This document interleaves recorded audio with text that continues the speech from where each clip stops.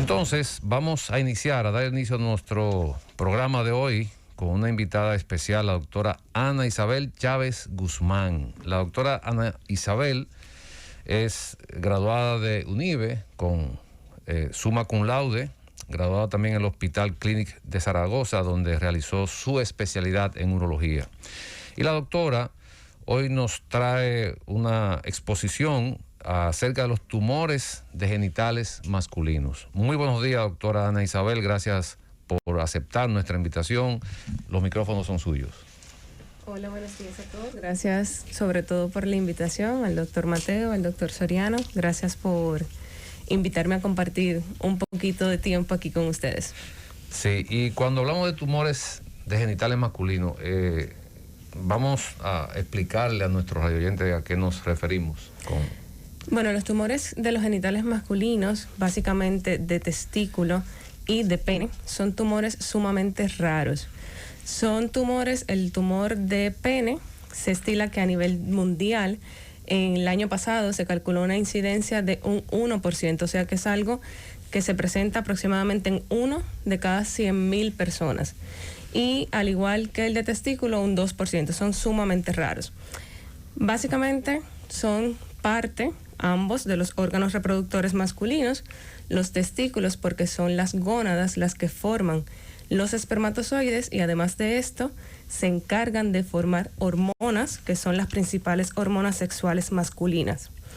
En el caso del pene, pues lógicamente tiene un papel fundamental a la hora de la reproducción porque a través de la uretra, que es el caño de la orina, es por donde se expulsa este contenido donde están los espermatozoides que son fundamentales para la reproducción. Al igual que expulsa también la orina que sale desde la vejiga hacia el exterior a través del pene. Ok. Doctora, ¿y qué produce esos cánceres? O sea, por ejemplo, cáncer de testículo, ¿cuál es la causa de este cáncer? La causa realmente puede ser multifactorial.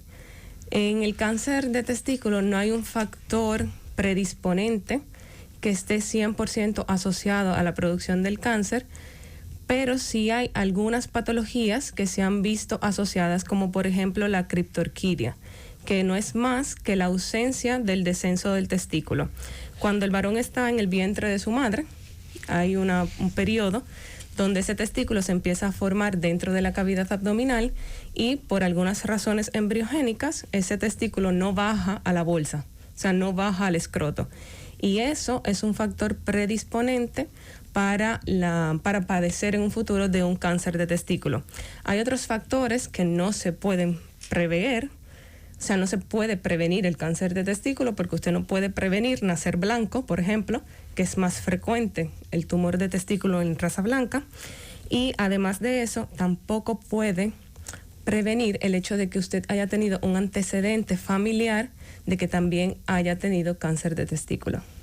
Hay diferentes tipos de tumores, doctora, en los genitales. ¿Cuáles serían los más comunes? A nivel de testículo. Sí.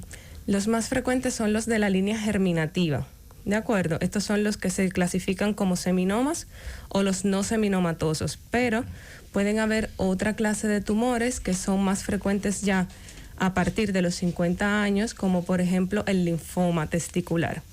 O también puede ser, esos son tumores secundarios a nivel del testículo, o pueden ser también de las células que dan sustento al testículo, que es de la línea estromal, que son los tumores que se producen en base a las células de Sertoli o a las células de Leydig.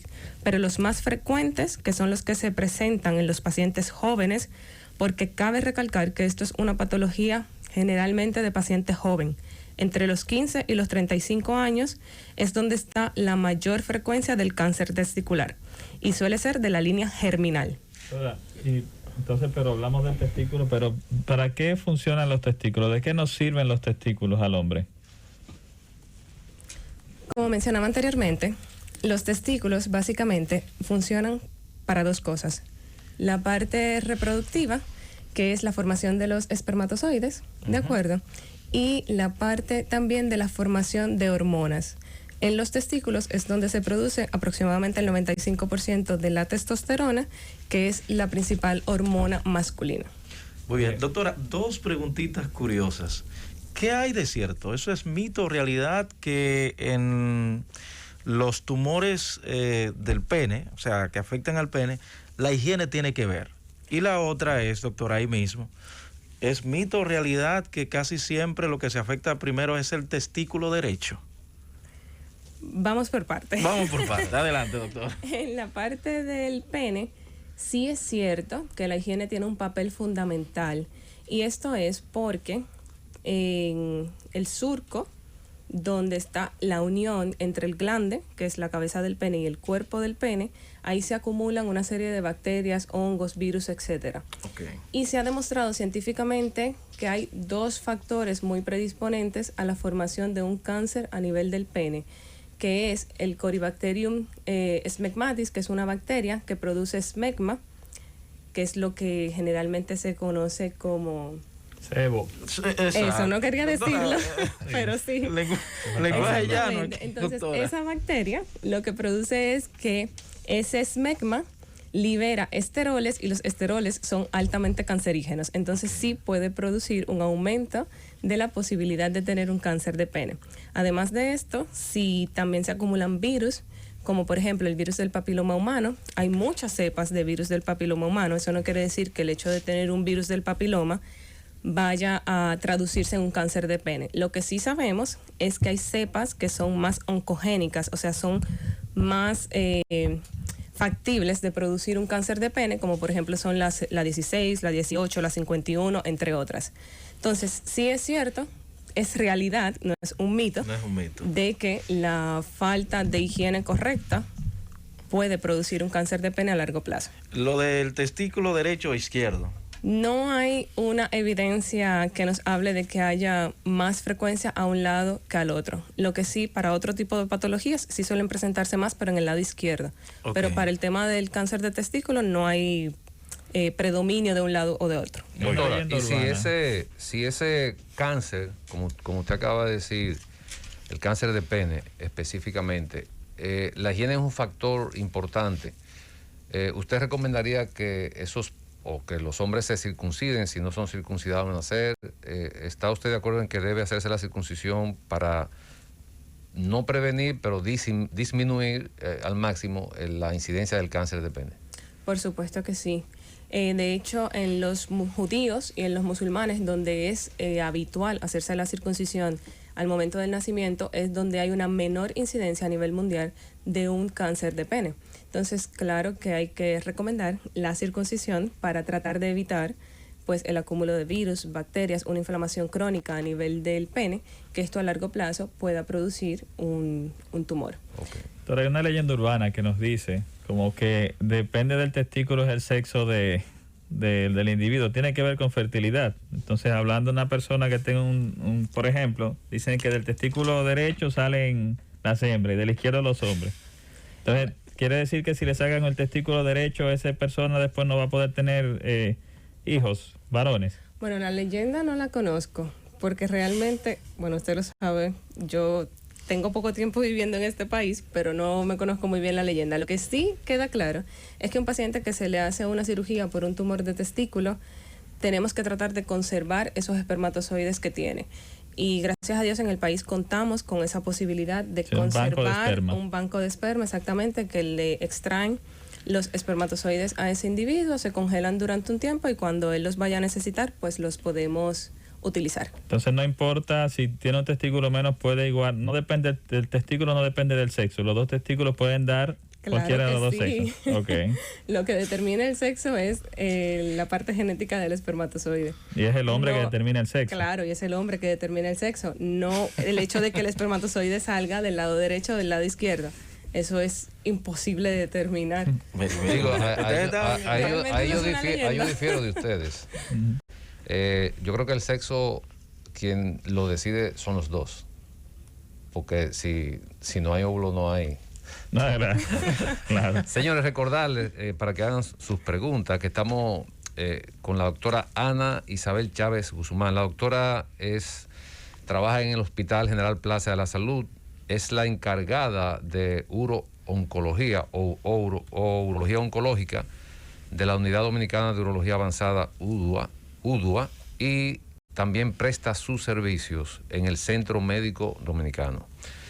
Entonces, doctora, con relación a la parte del cáncer de testículo, cuando hay un cáncer de testículo, entonces se quita el tumor, o se deja el testículo, o se extrae el testículo completamente. ¿Cómo se haría entonces, ya con un diagnóstico de un cáncer de testículo, cuál sería el tratamiento a ese paciente?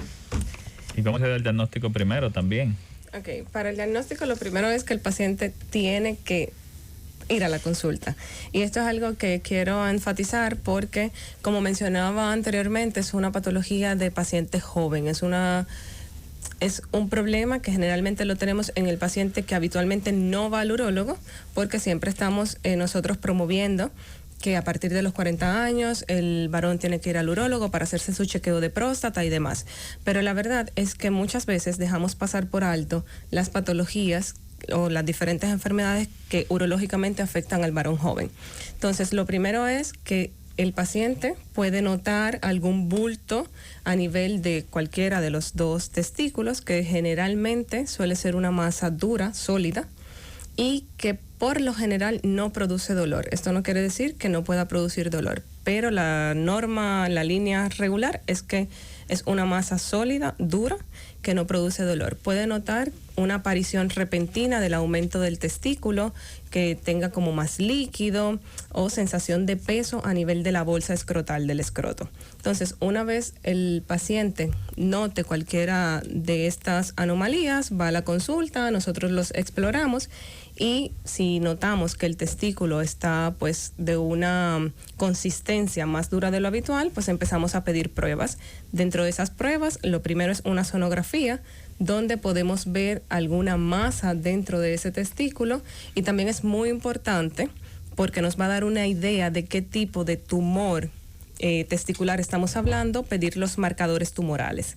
Entonces, ¿Qué son los marcadores tumorales, doctor? O sea, ¿a qué usted se refiere con marcadores tumorales? O sea, porque queremos que el pueblo entienda a qué nos estamos refiriendo.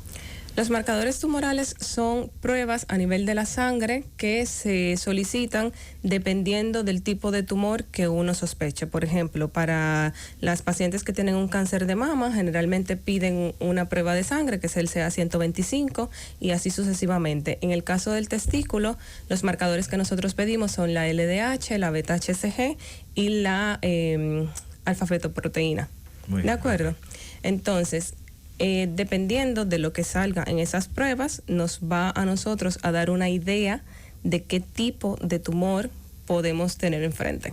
¿Y se biopsia el testículo? No, lo ideal es no biopsiarlo. El testículo no se biopsia, hay que sacarlo completo. Hay que hacer una cirugía radical y sacar tanto la parte del cordón espermático, que es por donde pasan los vasos, parte del conducto deferente, todo lo que irriga el testículo, y el testículo completo. ¿De acuerdo? ¿Los dos? No, el afectado. Porque pero recuerde si están afectados los dos, doctora. Pues entonces hay que sacarlo los dos. ¿Se puede vivir sin un riñón, pero sin testículos? Se puede vivir sin testículos perfectamente. Los testículos, como mencionamos anteriormente, la función es reproductiva, lógicamente de estética, ¿de acuerdo? Y de producción de hormonas. Las hormonas se pueden sustituir y podemos colocar implantes para sustituir estéticamente los testículos. Igual que hay prótesis de mama, hay prótesis de testículo. ¿Existe el autoexamen? Porque las mujeres tienen que tocar los senos para ver si tienen alguna verruguita, como decimos popularmente. ¿Debería el hombre tocarse también los testículos de vez en cuando, doctor? Ciertamente sí. Deberían de tocarse los testículos, por lo menos en búsqueda de lesiones que sean duras. Okay. No es habitual, pero es recomendable que se haga por lo menos una vez al año, un autoexamen testicular. Muy bien, voy a una pausa. Pablo, usted sigue conduciendo, voy a llegar a ver. Llévatelo, Kun.